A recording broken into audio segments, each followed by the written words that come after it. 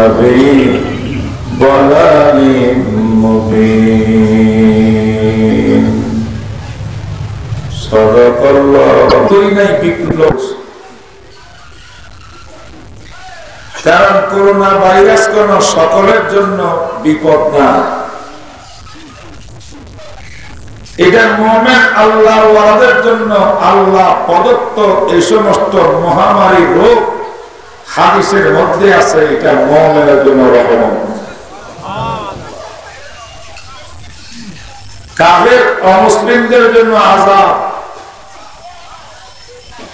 বিপদ হইল গায়রে মুসলিম অমুসলিমদের জন্য, মুসলমানের জন্য বিপদ না, রহমত।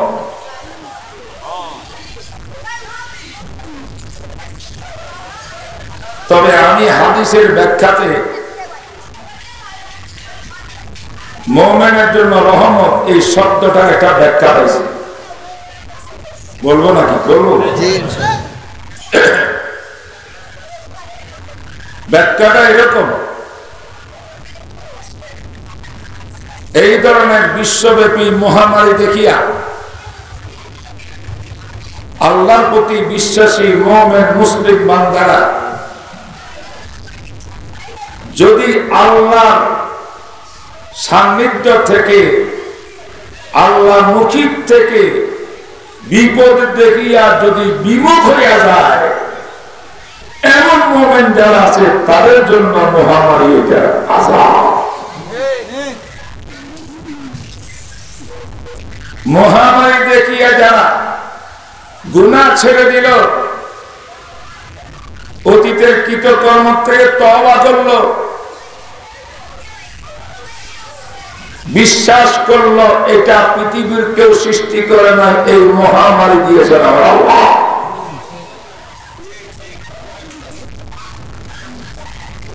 যে আল্লাহ দিয়েছেন এই মহামারীর মধ্যে অবশ্যই আল্লাহ পাকের কিছু হিকমত কৌশল আছে যা আমার জানা নাই।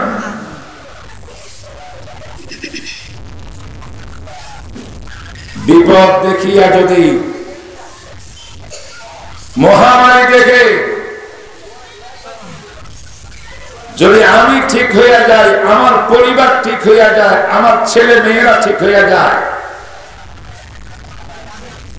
জাহান্নামমুখী পথ থেকে তওবা করে এসে যদি জান্নাতের পথে দাঁড়িয়ে যায়, এই মুমিনের জন্য এটা হলো রহমত। আমি কি মাস্টারটা বুঝাতে পারছি আপনাদেরকে? সকল মুমিনের জন্য রহমত। কোন মুমিনের জন্য রহমত?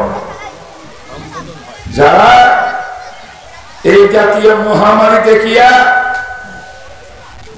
আল্লাহকে তালাশ করে, রসুলকে তালাশ করে, কোরআন তালাশ করে, কোরআনওয়ালা ওলামা তালাশ করে, আলেমদের সান্নিধ্যে গিয়া বসে, কোরআনের পাশে গিয়া বসে, কোরআনমুখী হয়, মসজিদমুখী হয়, নামাজমুখী হয়, সত্যের পথে আসে, সুদের কারবার ছাড়ে, ঘুষের কারবার ছাড়ে, মিথ্যা মামলা ছাড়ে, মিথ্যা কথা ছাড়ে, জেনা ব্যভিচার ছাড়ে, সব অপকর্ম থেকে ছাড়িয়া তওবা করে যদি আল্লাহমুখী হতে পারে এই মুমিন যারা, তাদের জন্য আল্লাহর কসম এই মহামারী রহমত আর রহমত।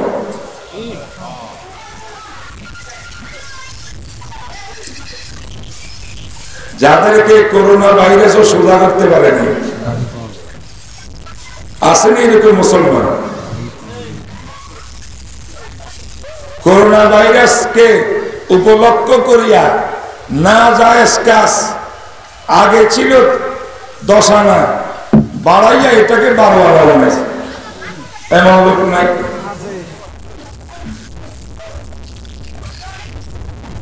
আজকে আমাদের সন্তানেরা এমন এমন সন্তান আমরা জন্মাইছি যাদের কাছে আল্লাহ ভালো লাগে না, কোরআন ভালো লাগে না, ইসলামের সুশিক্ষা ভালো লাগে না, তাদের কাছে মূর্তি পূজারীদের কালচার ভালো লাগে, ইহুদিদের কালচার ভালো লাগে, খ্রিস্টানদের কালচার ভালো লাগে। তারা 31st নাইট উদযাপন করে, লাফালাফি করে, জানাবে বিচার করে, মদের বোতল লইয়া লইয়া হাঁটে, ফুটকি ফুটায়া ফুটায়া পুরা দেশকে আতঙ্কিত করে। যারা করোনা ভাইরাসে আক্রান্ত হইয়া পুরা বিশ্ব আজকে আক্রান্ত, এমন অবস্থায় এই কথা চিন্তা করল না ডিসেম্বরের 31 তারিখের 12টা 1 মিনিটে আমার জন্য রাসূল কি শিক্ষা দিয়েছেন, আমার আল্লাহ কি শিক্ষা দিয়েছেন, কোরআন কি শিক্ষা দিয়েছে, সুন্নাহ কি শিক্ষা দিয়েছে, ইসলাম কি শিক্ষা দিয়েছে, আমরা সেই দিকে যাব, ইসলামের বাইরে থাকবো না। আমরা রোমবাসীর সেই মূর্তি পূজারীদের থাকি ফার্স্ট নাইটের কৃষ্টি কালচার গ্রহণ না করিয়া আমরা 31 তারিখে আমরা আল্লাহর দিকে দাবিত হব, কোরআন তেলাওয়াত করব, 2 রাকাত নামাজ পড়ব, অতীতের গুনার জন্য তওবা করব। ভবিষ্যৎ 2021 সাল আমার জন্য মঙ্গলময় হোক, আপদ মুক্ত হোক, বিপদ মুক্ত হোক। এই দোয়া যারা করে তারা সত্যিকারের নবীর উম্মত।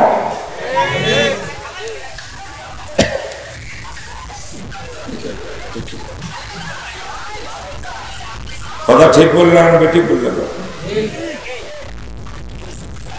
কাশিয়ানের মুসলমান ভাইরা কি মনে করে? মানব জাতির এমন কোন চলার পথ জীবনে নাই যে চলার পথের ব্যাপারে কোরআন সুন্নাহর দিক নির্দেশনা দেয় না। কি কোন একটা বছর অতিবাহিত হয়ে গেছে, আরেকটা বছর আসতেছে, একটা দিন চলে যাচ্ছে, নতুন দিবস আসতেছে, সময় যায়, আরেকটা আসে, দিন যায়, দিন আসে, রাত যায়, রাত আসে।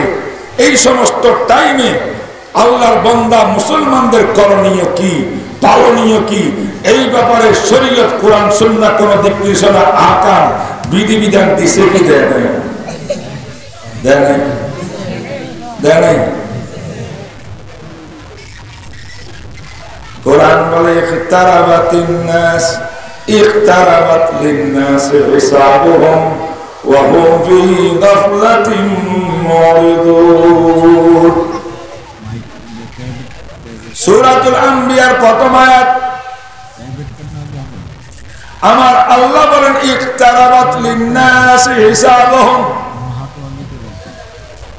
মানব জাতির হিসাব নিকাশের টাইম অত্যন্ত নিকটে,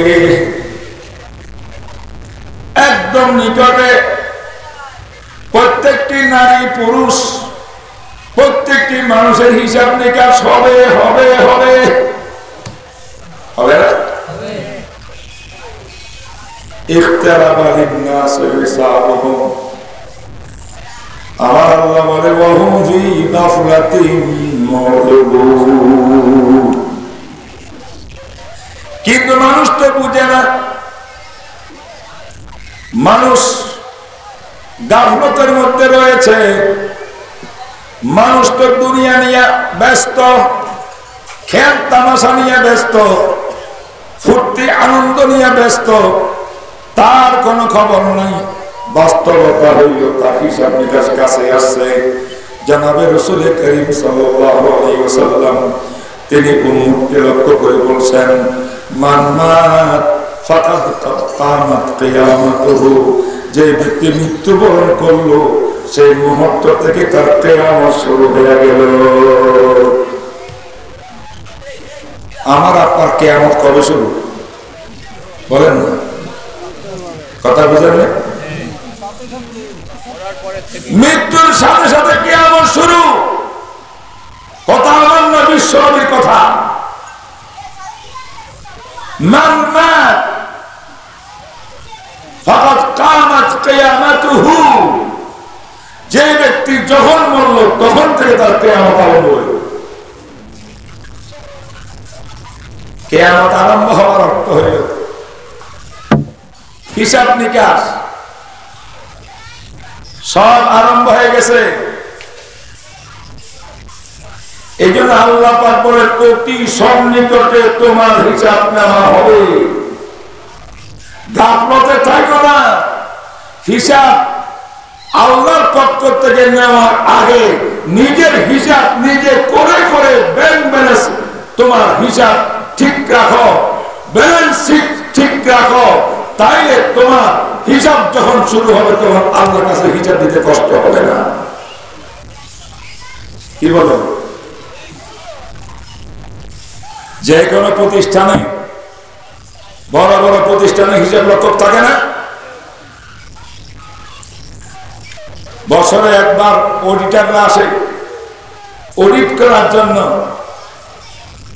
তারিখ দিল আপনার প্রতিষ্ঠানে অডিটররা আসবেন জানুয়ারির 5 তারিখ। আপনি যদি হিসাব রক্ষক হন, বুদ্ধিমান হন, আপনার দায়িত্ব কি? আপনার দায়িত্ব হলো অডিটর আসলে আমি হিসাব করবো তা না, তিনি আসার 5 তারিখের আগে আগে ফুল হিসাবের খাতা আমি এক পাই পাই হিসাব করে করে আমি হিসাব রেডি রাখবো, এবং সেই হিসাবের মধ্যে লাস্টে একটা ব্যালেন্স শিট রেডি করে রাখবো। এক নজরে পুরা বছরের হিসাব দেখতে পারে, সব আয়নার মতো ক্লিন করে রাখছে। অডিটর সাহেব যখন আসছে খাতাটা বের করে দিছে, অডিটর সাহেব এই আমাদের বছরের হিসাব নেন। হিসাব খুলে খুলে পাতা উল্টায় আর দেখে সব ওকে, সব ওকে, সব ওকে, সব ঠিক না? আমার মৃত্যুর আগে, মৃত্যুর পর পরে অডিট শুরু হয়ে যাবে, আল্লাহর পক্ষ থেকে অডিট শুরু হয়ে যাবে। 60-70 বছর হায়াত, 30 বছরের হায়াত, ও যুবকরা 20 বছরের হায়াত, 15 বছরের হায়াত, 25 বছরের হায়াত, তুমি কোন পথে ব্যয় করেছো, কি করেছো? 2020 সাল গেল, 2020 সালে তোমার অর্জন কি? তুমি কি করেছো? তুমি আল্লাহর জন্য কি করেছো? নফসের গোলামি কি পরিমাণ করেছো? শয়তানের গোলামি কি পরিমাণ করেছো? সব ভালো মন্দ সব কিছু তুমি যাচাই বাছাই করিয়া নোট করো। যদি নাকি তোমার হিসাবের মধ্যে তুমি দেখো নেক আমল তোমার কাছে খুব কম, সব বদ আমল সময় থাকতে আল্লাহর কাছে ডর না দো, শেষ রাত্রে উড়িয়া কান্নাকাটি করো, চোখের পানি দিয়ে বুক বসাও, আল্লাহর কাছে তওবা করো, কান্নাকাটি করো, মাফ চাও। আমার আল্লাহ বলেন, বান্দা গুনাহ তো তুই করবি, গুনাহ করিয়া তওবা করা আমি চাই। তুমি তওবা করতে দেরি, আমি আল্লাহ কবুল করতে দেরি হয় না।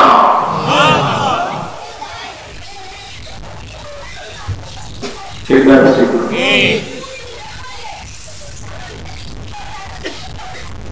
2020 সালের অডিটটা করি আগে নিজে পারবেন?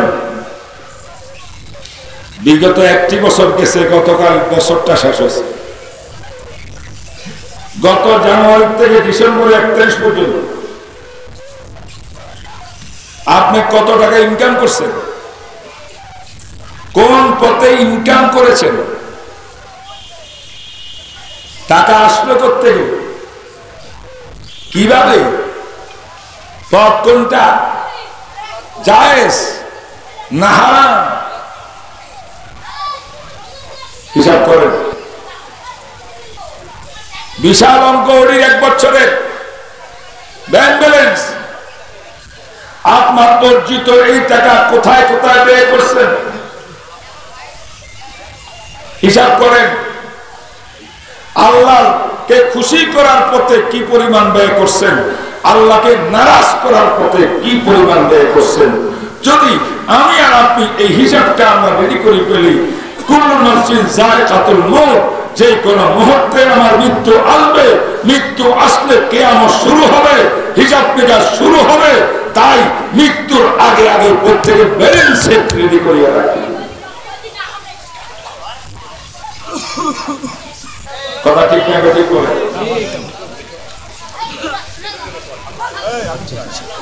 ভাই, যদি পর্দাটার এই পাশে বাচ্চাদেরকে না থামাও, এখানে বয়ান করা সম্ভব হবে না। আমরা সামান্য কিছু লোক, বেশি লোক আজকে নাই। আমার মাহফিলে এত ছোট কম এত লোক হয় না, আরো অনেক বেশি লোক হয়। কিন্তু বেশি আর কমে আসল মুক্তি নয়, ভালোর দিকটা একটু কম হয়। আমি চাই অল্প যা লোকরা আমরা আছি, কিছু কথা আজকে কোরআন শোনার শুনি, আমল নিয়তে শুনি, পারবেন? কেন বসছেন এখানে? আমার কণ্ঠস্বর কিরকম দেখার কিচ্ছু নাই, আমি সুরালি বক্তা নই।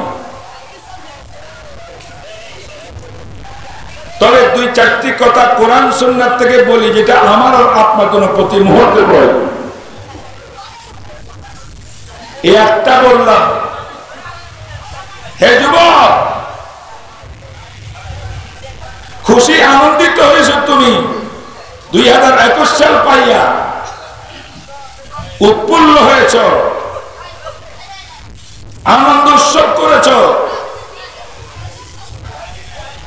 শরীয়ত বলে একটা বছর শেষ হইলে আরেক বছর আরম্ভ হইলে নবীর উম্মত আল্লাহর গোলাম বসে বসে চিন্তা করবে, পেরেশান হবে, অতীতের সব রেকর্ড বের করবে, আল্লাহর কাছে কাঁদবে।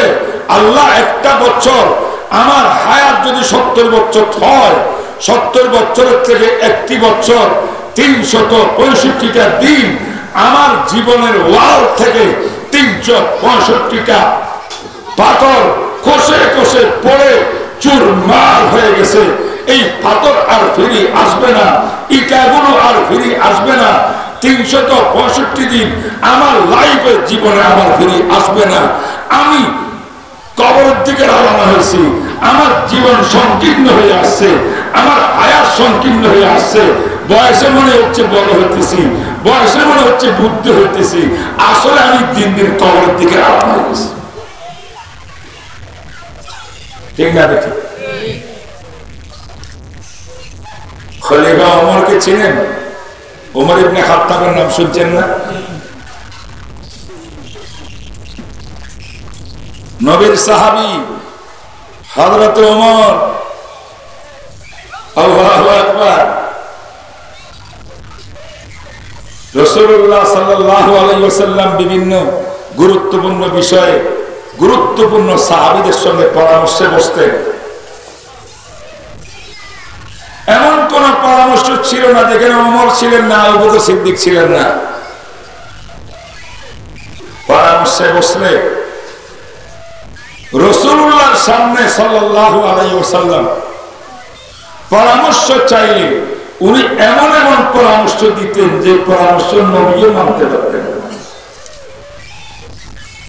নবীজি কইতেন এক কথা, ওমরে বলতেন আরেক কথা, মাঝে মধ্যে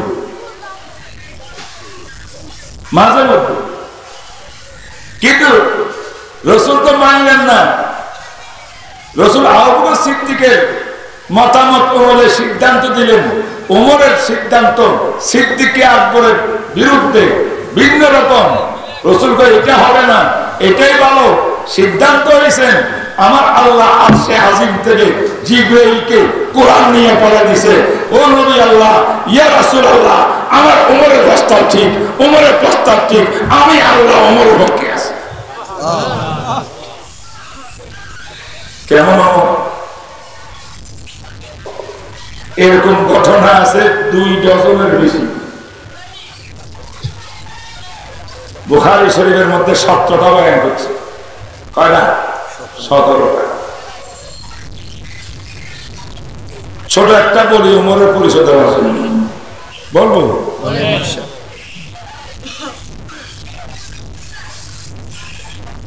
উমরাতুল কাজা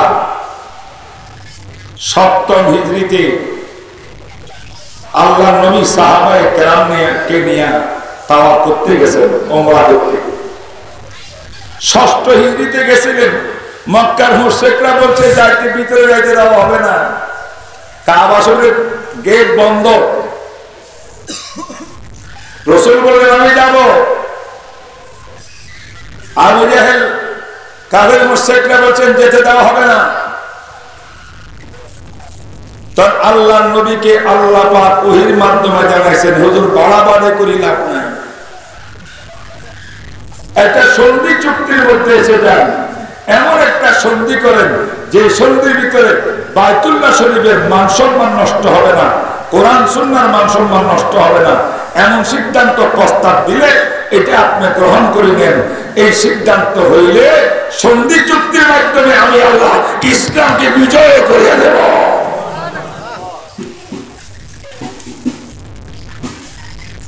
সন্ধি চুক্তি হয়েছে 10টা পয়েন্টের উপরে। 10 বছরের জন্য মক্কাবাসীর সঙ্গে মুসলমানের যুদ্ধ বিরতি। এই বছর উমরা করবে না, আগামী বছর আসবে উমরা করার জন্য। উমরা করতে আসলে মক্কা শরীফে প্রবেশ করবে, মাত্র 3 দিন থাকতে পারবে। 3 দিনের ভিতরে উমরা শেষ করিয়া ফিরে চলে যেতে হবে। আরো বহু কাহিনী বুখারী শরীফে সব আছে, বুঝেন নাই? আমি এটা বলার উদ্দেশ্য না। এই সন্ধি চুক্তি অনুযায়ী পরের বছর 7ম হিজরিতে সাহাবায়ে কেরামকে নিয়ে রাসূল উমরা করতে গেছে। আগে তো ছিল আগামী বছর উমরা করবে।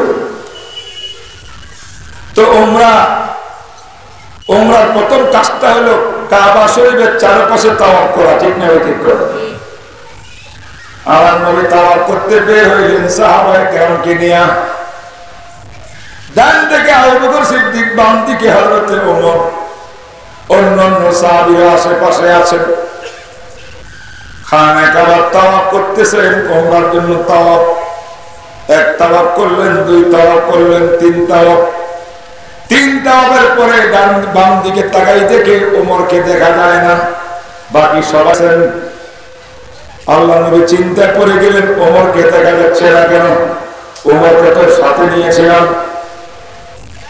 মনে মনে তালাশ করে এই দিকে তাওয়াফ করতে আসে। তাওয়াফ করতে করতে যখন মাকামে ইব্রাহিমের পিছনে যায়, ওই পর্যন্ত প্রশ্ন দেখা যায় ওমর ইবনে খাত্তাব মাকামে ইব্রাহিমের পিছনে দাঁড়িয়ে আছে। মাকামে ইব্রাহিম কাকে বলে? ইব্রাহিম আলাইহিস সালাম বায়তুল্লাহ নির্মাণ করার সময় বায়তুল্লাহর ছাদকে, ওয়ালকে উঁচু করতে হবে। ওনার হাতে নাগাল পায় না, যতটুকু পাইছে অতটুকু নির্মাণ করছে। এবার আরো উপরে উঠতে হবে। আল্লাহকে বলে, আল্লাহ তোমার বায়তুল্লাহকে বানাইতে হলে আমার সিঁড়ির দরকার। আল্লাহ পাক বলেন, ইব্রাহিম রে, বায়তুল্লাহ বানাইবা আমার ঘর, তুমি সিঁড়ির জন্য চিন্তা করতে হবে না। যে পাথরে তুমি দাঁড়িয়ে আছো, এই পাথরকে আমি সিঁড়ি বানাই দিলাম, কুদ্দুতি সিঁড়ি। তুমি পাথরের মধ্যে দাঁড়াইয়া যদি উপরের দিকে যাইতে চাও, পাথর তোমাকে উপরে নিয়ে যাবে। বাম দিকে যাইতে চাইলে পাথর তোমাকে বাম দিকে নিয়ে যাবে। ডান দিকে যাইতে চাইলে পাথর তোমাকে বাম দিকে নিয়ে ডান দিকে নিয়ে যাবে। অর্থাৎ তোমার খেদমত করবে পাথরটা। এই পাথরের মধ্যে দাঁড়িয়ে দাঁড়িয়ে বায়তুল্লাহ নির্মাণ করতে করতে পাথরের ভিতরে ইব্রাহিম নবীর পায়ের দাগ লেগে গেছে। এটা কি? মাকামে ইব্রাহিম। বিরাট একটা গ্লাসের ঘেরাওর ভিতরে বায়তুল্লাহর দরজা, ওইদিকে হাতিমে কাবা। এই দুইটার মাঝখানে দেখবেন পূর্ব পাশে একটা এখনো রাখা আছে। হাজি সাহেবানা যাইয়া গ্লাস দিয়ে দিয়ে দেখলে ওই ভিতরে পায়ের দাগ দেখা যায়। আমার নবী দেখলেন ওমর ইবনে খাত্তাব সেখানে দাঁড়িয়ে আছে, বড় চিন্তিত। বিশ্বনবী বললেন, ওমর রে, এখানে কেন দাঁড়ানো? তোমাকে না আমি একসঙ্গে মিলিয়ে তাওয়াফ শুরু করেছিলাম, তাওয়াফ বন্ধ করে এখানে দাঁড়াই দাঁড়াই কি করো? ওমর ইবনে খাত্তাব বলেন, হুজুর, বড় মেহনত কষ্ট করি সন্ধির পরে আজকে বায়তুল্লাহ তাওয়াফ করতে আসলাম, উমরা পালন করতে আসলাম। এই ঐতিহাসিক উমরা পালন করাকালীন আমার দিলের মধ্যে, মনের ভিতরে একটা জল্পনা কল্পনা আসছে। আমরা এমন ভাবে তাওয়াফটা করি, এই তাওয়াফের মধ্যে যেন পিতা ইব্রাহিম নবী যিনি বায়তুল্লাহ নির্মাণ করছিলেন, ওনার আদর্শ যেন, স্মৃতি যেন আজকে আমাদের মধ্যে স্মরণ হয়ে থাকে। হুজুর বলেন, কিভাবে করবা? ইব্রাহিম নবীকে স্মৃতিকে ধরে রাখার মতো তাওয়াফের মধ্যে, উমরার মধ্যে কি আছে, কি করবা? হুজুর আমার একটা প্রস্তাব। কি প্রস্তাব? এই যে মাকাম ইব্রাহিম দেখা যায়, এটা মাকাম ইব্রাহিম না? করে এইটাকে সামনে লইয়া পিছনে দাঁড়াইয়া 2 রাকাত নামাজ আজকে পড়বো সালাতুত তাওয়াফের নামাজ কোথায় পড়বো মাকামে ইব্রাহিমের সামনে গিয়ে পড়বো এইটা যদি পড়ে দিই তাইলে আপনার পরবর্তী উম্মত কিয়ামত পর্যন্ত যারা আসবে প্রত্যেকে এখানে গিয়া নামাজ পড়বে একে অপরে জিজ্ঞাসা করবে কোথায় নামাজ পড়ো মাকামে ইব্রাহিমেতে এই যে কোথায় পড়ো মাকামে ইব্রাহিমের মধ্যে যতবার নামাজ পড়বে ততবার মাকামে ইব্রাহিম শব্দ বলবে তো ইব্রাহিম নবীর নামটা কিয়ামত পর্যন্ত জিন্দা থেকে গেল ঠিক না ঠিক তাহলে ওমর ইবনে খাত্তাব প্রস্তাব দিলেন কি মাকামে ইব্রাহিমের সামনে দুর্গের নামাজ পড়া এটা আমার নিজের গবেষণা তাই না আমার নবী বলেন কি চমৎকার কথা বলছেন ওমর তোমার দিলের মধ্যে যে পরিকল্পনা আসছে বিশ্বাস করো আমি মুহাম্মদ রাসূলের দিলের মধ্যে এই চিন্তা ভাবনা আসছে জোরে করতে পারেন না সুবহানাল্লাহ তোমার যে পরিকল্পনা চিন্তা ভাবনা তোমার চিন্তা ভাবনার সঙ্গে আমার দ্বিমত নাই আমারও একই চিন্তা ভাবনা এটা বলার সাথে সাথে এতক্ষণ ওমরের চেহারা মলিন ছিল নবী যখন বলছেন আমার তোমার কথা মিলে গেছে এবার ওমর চেহারা পরিষ্কার হয়ে গেছে খুশি হয়ে গেছে খুশি হয়ে বলেন হুজুর আমারও মন চায় আপনার জন্য করতে পারি না ভয় লাগে আপনি তো রাসূল সাহেবে ওহী আপনারও যখন মন চায় তাইলে এক হয়ে গেলাম দেরি কিসে হুজুর এমন ভাবে নামাজটা পড়ি আপনি ইমামতি করবেন আমরা মুক্তাদি হয়ে দাঁড়াবো মাকামে ইব্রাহিমের পিছনে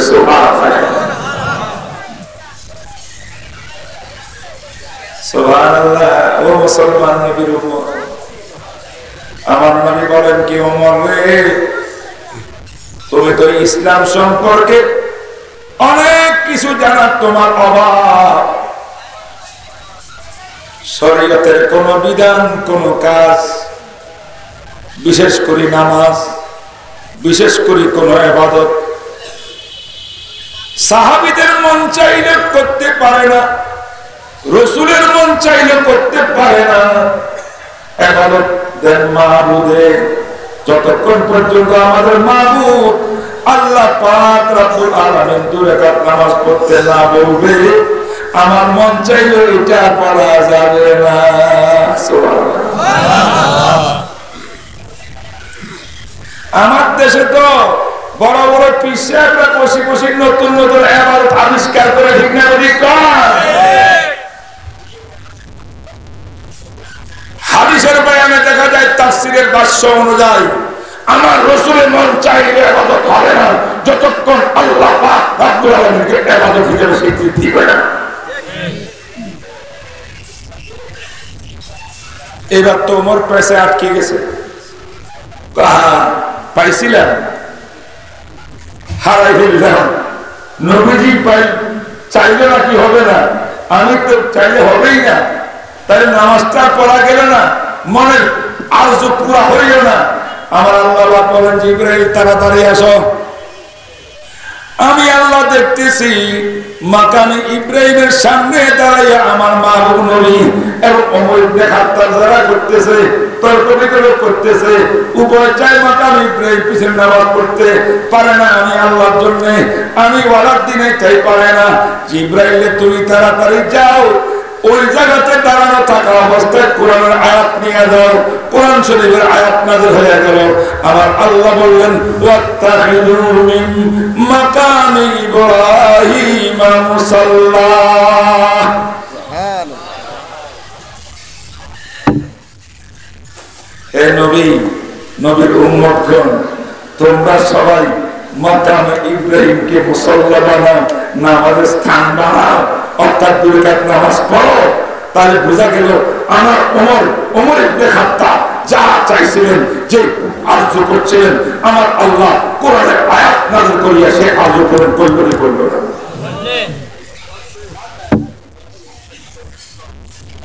আমার রাসূল বলেন লাউ কানা মিন বাদি নাবিয়্যিন লাকানা ওমর আমার পরে যদি কোন নবী আল্লাহ পাঠাইতো তাইলে ওমর ইবনে খাত্তাবকে আল্লাহ নবী বানাই দিত।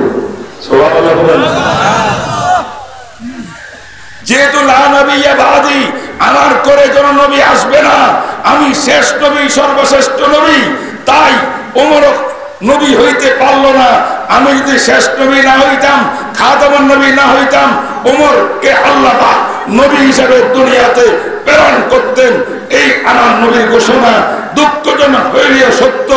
আজকে মুসলিম দেশের ভিতরে কাদিয়ানী নামক একটা সম্প্রদায় মিস্টার গোলাম আহমদ কাদিয়ানীর মতো কানা দাজ্জালকে নবী ঘোষণা দিয়া আজ লক্ষ লক্ষ নবীর উম্মত মুসলমানকে কাদিয়ানী বানায়া নবীর খতম নবুয়তকে অস্বীকার করিয়া সবাইকে তারা বানাইতেছে।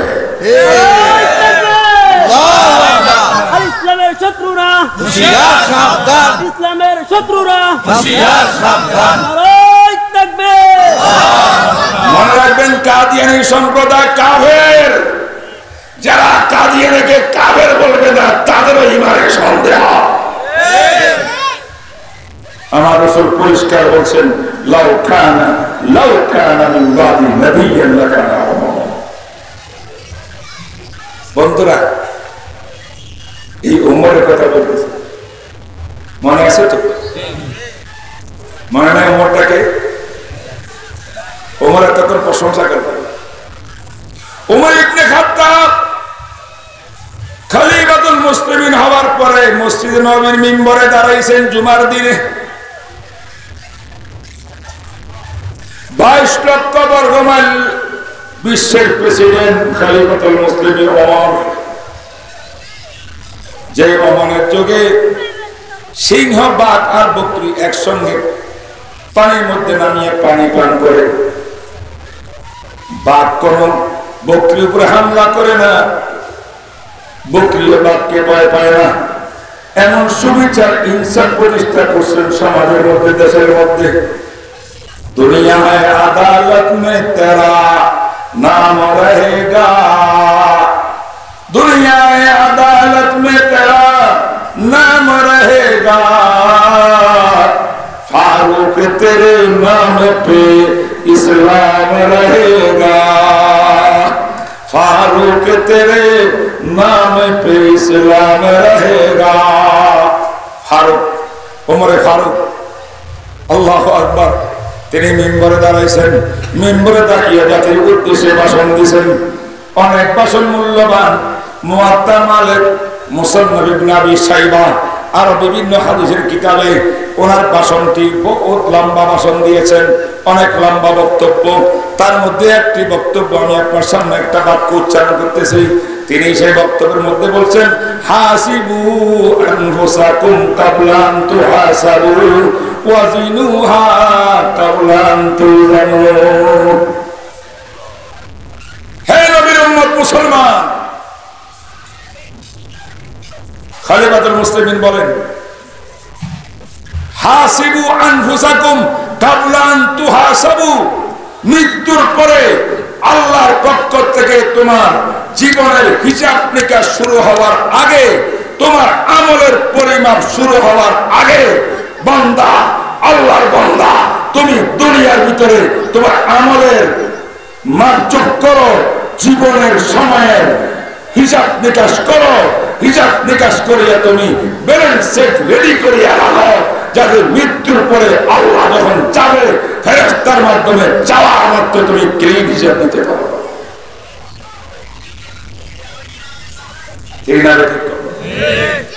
বলেন আজকে আমাদের সময়গুলো কোথায় যায়? একটু মাহফিলে বসছেন আজকে 1 জানুয়ারি, তাই না? অনেকের কষ্ট হচ্ছে যে এগুলা কত আর শুনবো। ইবলিসে টানতেছে ঘরে গিয়ে মোবাইল দেখার জন্য, সারা রাত নেট দেখে,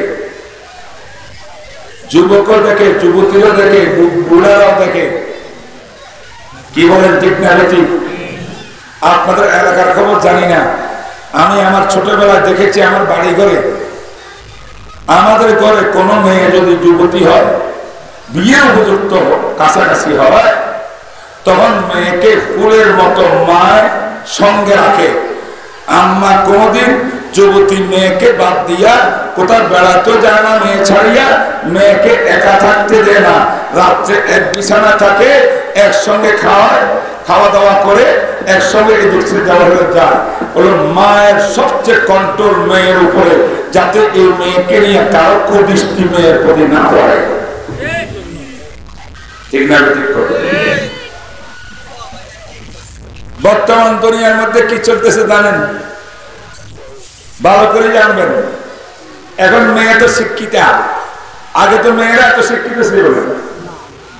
এখন অতি শিক্ষার কারণে মেয়ে মাকে বুঝায়, মা কালকে স্যার আসবে, বেশ কয়েকটা ক্লাস গতকাল দিয়েছিল, এগুলো আনসার করতে হবে, জবাব লিখতে হবে। সারা রাত আজকে আমার কাজ, পড়াশোনার কাজ। তুমি তোমার কামরায় থাকবা, আমার কামরার মধ্যে যেন কেউ আসিয়া আমাকে ডিস্টার্ব না করে। খাওয়া দাওয়া করিয়া রুমে ঢুকবো, সিটকারি বন্ধ, বস লাইট জ্বলতেছে, ভিতরে মেয়ে একা একা। মাকে বুঝাইছে সে পড়াশোনা করতেছে, আগামীকাল পরীক্ষা। আসলে পড়াও নাই, লেখাও নাই, কিচ্ছু নাই, সারা রাত বসে বসে মোবাইল ছাড়াই চরিত্র ধ্বংস করতেছে।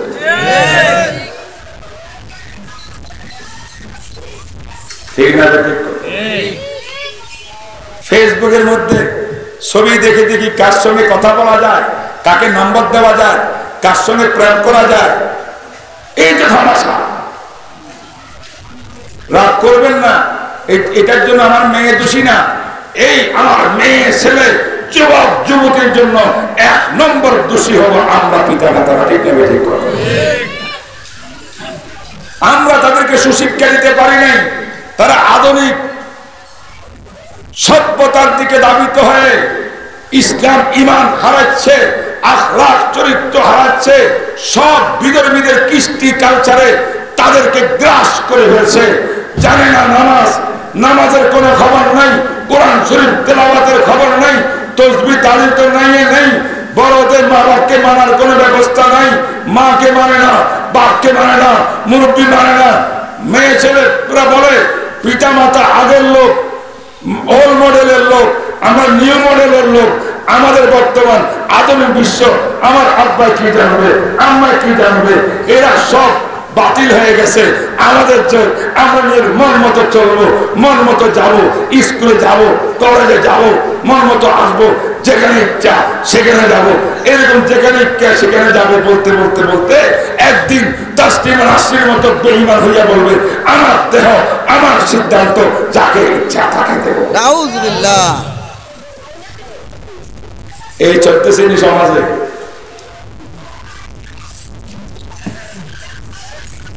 আজকের এই মাহফিল থেকে আহ্বান করতেছি, মাইকের আওয়াজ যতটুকু যায়, আমার মা বোনদের 2 হাত জোর করে অনুরোধ করছি, আপনাদেরকে সবচেয়ে বেশি সম্মানিত করেছে ইসলাম। ইসলাম আসার আগে বাজারের বিক্রয় পণ্য ছিলেন মহিলারা। আমার নবী বলেছেন মায়ের পায়ের নিচে তোমার জান্নাত, মা হইল একজন মহিলা। এই সম্মান দিয়েছে যে ইসলাম, আল্লাহর ওয়াস্তে পিতা মাতাকে মেনে চলুন, 5 ওয়াক্ত নামাজ আদায় করুন, শরীয়ত মোতাবেক পর্দা করুন, পর পুরুষ কোন যুবকের দিকে তাকাবেন না, কারোর সঙ্গে যোগাযোগ করবেন না। পবিত্র প্রেম বলতে ইসলামে কিছু নাই। প্রেম কোনদিন পবিত্র হইতে পারে না। যত প্রেম পর পুরুষ পর নারীর সঙ্গে যত প্রেম আছে সব হারাম, হারাম, হারাম। প্রেম ভালোবাসা হবে আব্বা আম্মার সঙ্গে, ভাই বোনের মহাব্বত ভালোবাসা হবে, মুহররম যাদের সঙ্গে দেখা করা যায় ভালোবাসা হবে। পর পুরুষের জন্য মেয়েদের ভালোবাসা নেই, সব জানা জানা জানা। ঠিক না? মহতরম হাজিরিন, আর কত বলবো, আমি শুধু আজকে এখনো ভূমিকায় রয়ে গেছি একটা কথা বোঝানোর জন্য। আজকে 1 জানুয়ারি 2021, আমাদের এই হায়াত আর বয়সের সময় দাম আছে। ইন্না সালাতি ওয়া নুসুকি ওয়া মাহইয়ায়া ওয়া মামাতি লিল্লাহি রাব্বিল আলামিন। এই হায়াত কার? কে দিয়েছে? কত বাচ্চা 3-4 বছর পরে মারা গেল আমার চোখের সামনে। আল্লাহ পাক আমাকে 30 বছর পর্যন্ত বাঁচাইয়া রাখলো।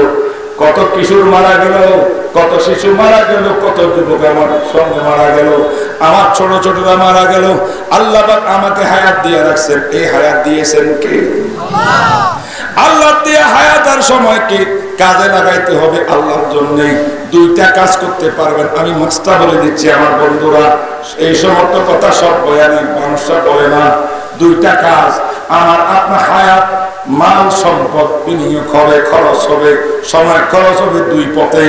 একটা পথ হলো পরকালে সওয়াব, আর একটা পথ হলো পরকালে সওয়াব নাই, গুনাহ নাই, কি দুনিয়ার জন্য লাভ। দুনিয়ার জন্য লাভ যেটা, সেখানেও সময় দিবেন, ব্যবসা বাণিজ্য করবেন। পরকালে সওয়াবের কাজে সময় দিবেন, নামাজ রোজা করবেন। হয়তো আমার সময়ের মধ্যে পরকালের জন্য সওয়াব হবে, কবরে গিয়ে আমি পাবো। অথবা দুনিয়ার জন্য জরুরি জিনিস, দুনিয়ার কাজে দরকারি জিনিস, লাভজনক জিনিস, যে লাভজনক জিনিসের মধ্যে আল্লাহর কোনো নাফরমানি নাই। এই 2 সময়ের মধ্যে আমার আপনার সময় যাবে। এই 2 কাজের বাইরে যত সময় দিবেন, টাইম দিবেন, সবে লস আর লস, সব গুনাহ আর গুনাহ।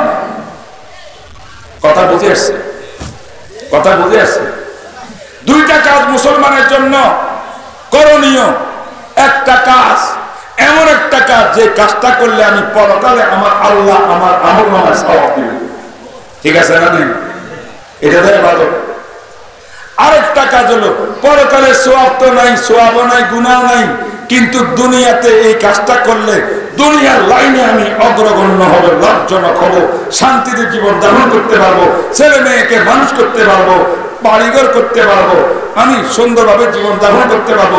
দুনিয়ার জন্য লাভ, দুনিয়ার জন্য লাভ, পরকালে লাভও নাই, ক্ষতিও নাই, অথবা পরকালে লাভ।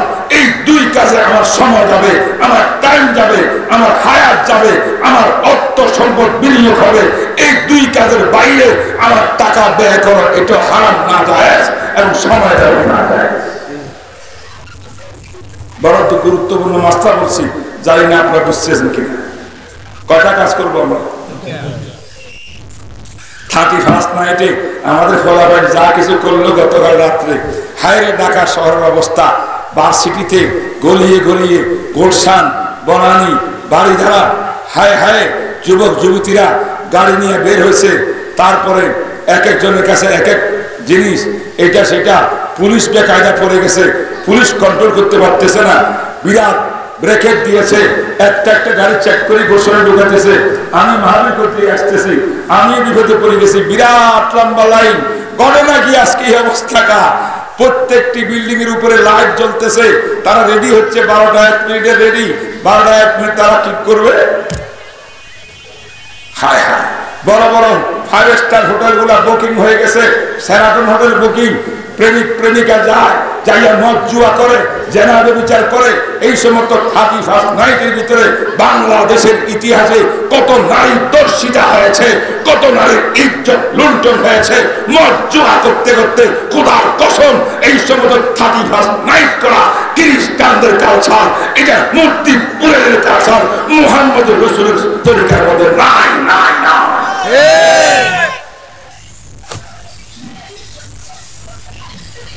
আমি এখন আপনাদেরকে সংক্ষেপ করে 2-1টা কথা বলবো। এটা আমার প্রথম একটা বক্তব্য ছিল, হঠাৎ করে আসছে, আমি মনে করলাম কথা বললে আমারও লাভ হবে, আপনাদের লাভ হবে।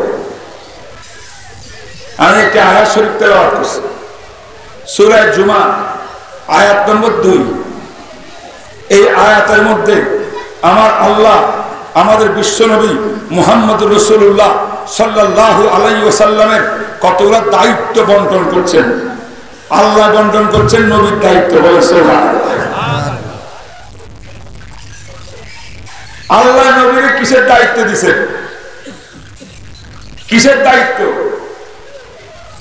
এটা বোঝার জন্য বুঝতে হবে আমাদেরকে আল্লাহ পাক দুনিয়াতে সৃষ্টি করেছেন মানুষ হিসেবে। আমরা বনি আদম, আদম আর হাওয়ার সন্তান। আদম হাওয়া আমাদের আদি পিতা আদি মাতা, ইনারা আমাদের পিতা মাতা। এরা কোথায় ছিলেন বলেন তো একটু মেহরবানি করে?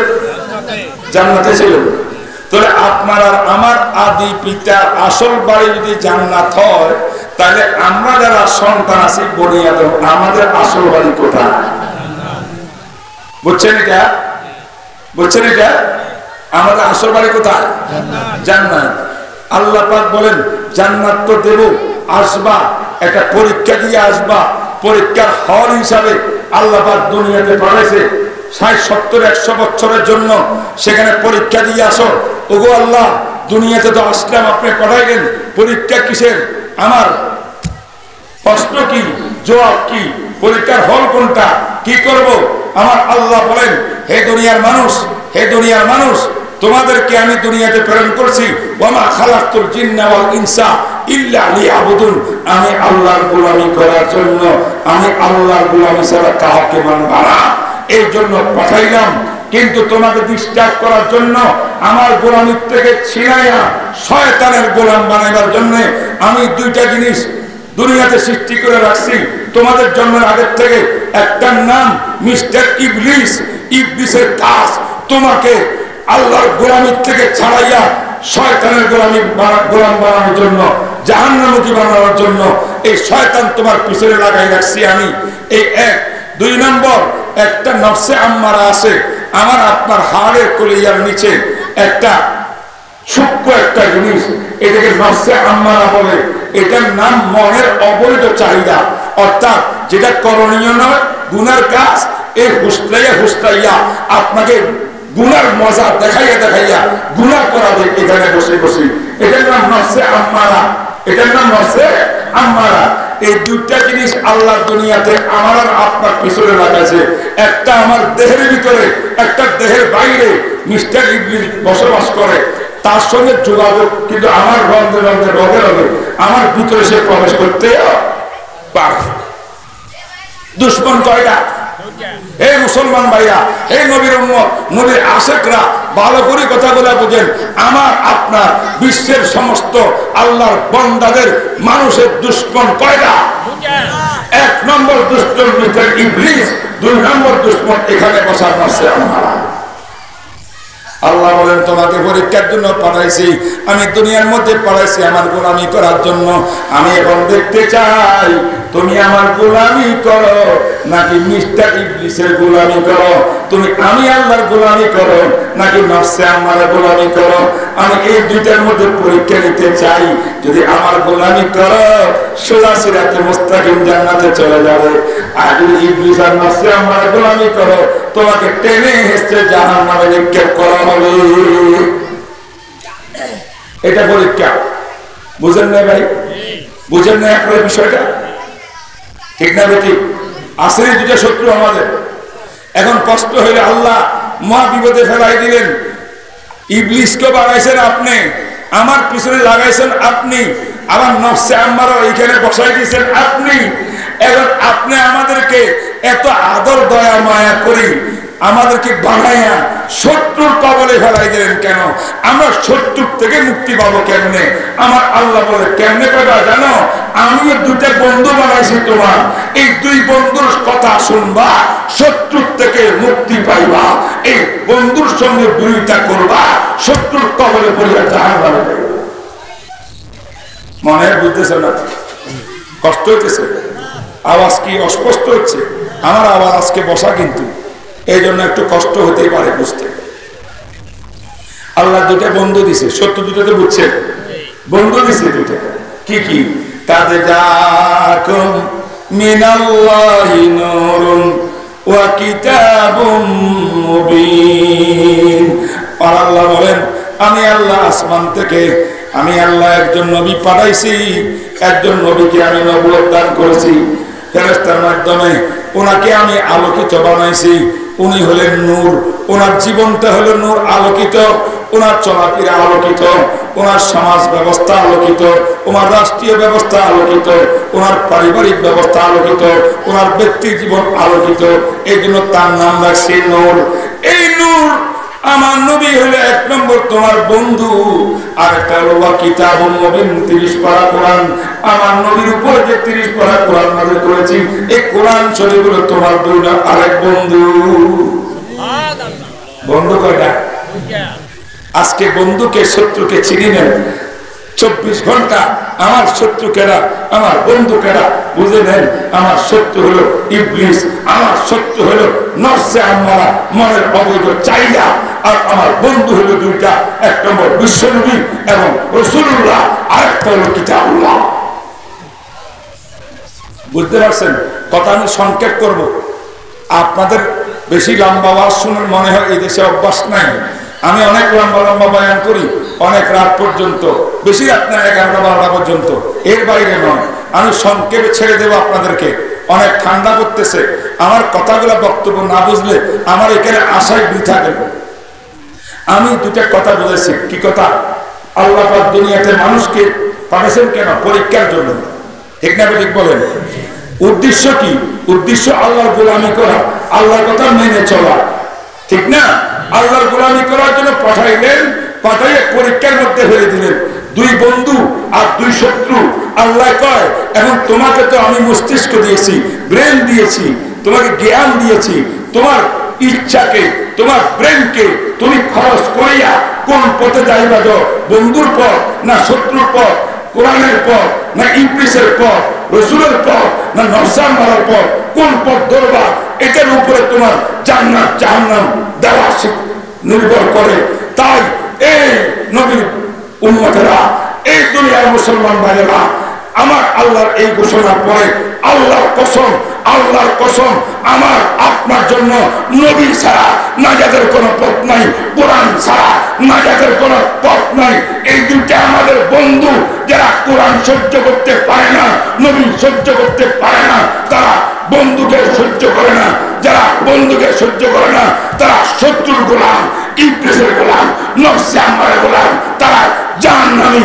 আসল আমরা বন্ধুকে সহ্য করিনি, শত্রুর সঙ্গে আমাদের মারা।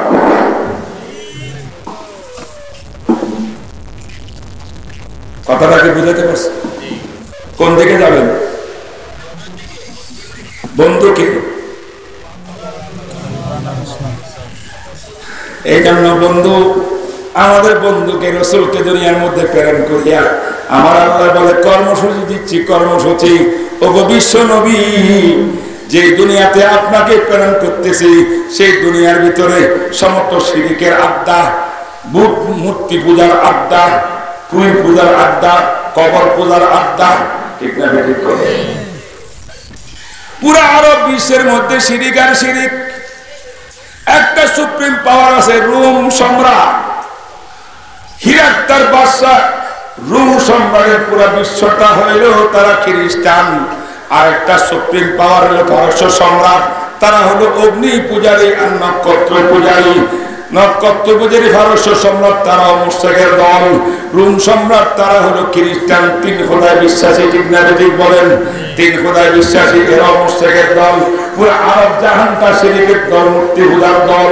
এই মুহাম্মদুর রাসূলুল্লাহ এমন এক সমাজে আপনাকে প্রেরণ করলাম, দুনিয়ার ভিতরে শিরিক ছাড়া তাওহীদের আল্লাহর নাম নেওয়ার কেউ নাই। তাই আপনার মহান দায়িত্ব হলো এই বেঈমানদেরকে, মুশরিকদেরকে মূর্তি পূজার থেকে দূরে দূরে এনে এনে আল্লাহর সামনে দাঁড় করিয়ে দেওয়া। বুঝলেন না কথা? তাই আমার আল্লাহ বলেন সূরা জুমার 4 নম্বর আয়াতে, হুয়াল্লাযী বাআসা ফিল উম্মিয়িনা রাসূলান, তিনি সেই আল্লাহ, যে আল্লাহ প্রেরণ করছেন একজন মহান রাসূলকে, সিলেকশন করিয়া আরব থেকে তাদের দিকে প্রেরণ করেছেন। প্রেরণ করিয়া দায়িত্ব দিয়েছেন 4টা, ইয়াতলু আলাইহিম আয়াতিহি। 1 নম্বর নবীর দায়িত্ব হলো 30 পারা কোরআনের রিডিং শিক্ষা দেওয়া, কোরআনের তেলাওয়াত শিক্ষা দেওয়া। 2 নম্বর দায়িত্ব হলো আত্মশুদ্ধি। প্রত্যেক মানুষের কলবের ভিতরে বাতিনি কতগুলো রোগ আছে, ভিতরে কতগুলো রোগ আছে, অহংকারের রোগ, হিংসা বিদ্বেষের রোগ আছে না নেই? দুনিয়ার লোক লালসা, পদের লোক, দুনিয়ার লোক, নারীর লোক ইত্যাদি ইত্যাদি। এই আত্মশুদ্ধি করা, কলবকে পরিষ্কার করা বিশ্বনবীর 2 নম্বর দায়িত্ব। ওয়া ইউআল্লিমুহুমুল কিতাব, কোরআন সুন্নাহর শিক্ষা দিয়া মানব জাতিকে আলোকিত সমাজ করার জন্য, সুশীল সমাজ করার জন্য কোরআনের শিক্ষা, হাদিসের শিক্ষা, শরীয়তের শিক্ষা, ফিকহের শিক্ষা, মাযহাবের শিক্ষা দেওয়া, এটা 3 নম্বর কাজ। 4 নম্বর কাজ হলো ওয়াল হিকমা, হিকমা মানে দাওয়াত তাবলীগ করা। দাওয়াত তাবলীগে যদি কাজ না হয়, প্রয়োজন হইলে কাফের বেঈমান, সে কাজটা কি 1 নম্বরে কোরআন তেলাওয়াত। আমি জিজ্ঞাসা করতে চাই, আজকের যে মাদ্রাসার মধ্যে মাহফিল হচ্ছে, ইমদাদুল উলুম মাদ্রাসায় 3খানা, কাশিয়ানি, এই মাদ্রাসায় আমার আপনার বাচ্চারা কোরআন তেলাওয়াত করে কিনা, শিখে কিনা? নুরানি মুক্তবা আসেনি, নাজরাখানা আসেনি, হেফজখানা আছে নাকি? নাই।